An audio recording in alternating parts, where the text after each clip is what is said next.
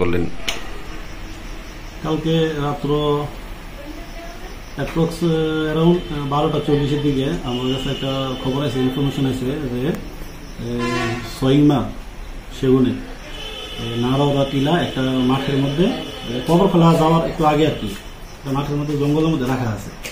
তো প্রায় 15-20 ফুট মাল হইব। তো আমরা এটাকে উদ্ধার করিয়া সিসপিরা নিয়েছি আর কি। তার সাথে কারোর পাওয়া গেছে জড়িত এমন কারণে? না, এমন কারোর পাওয়া গেছে না, কারণ এই রাখাই না আসলো মালটা একটা জায়গার মধ্যে, তো কোনো লোক তো আসলো না। বাজার মূল্য কেমন হবে মালটা?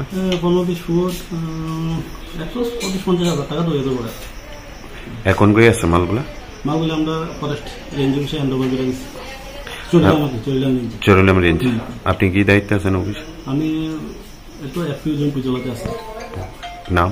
তাপসদের না, ফরেস্টার।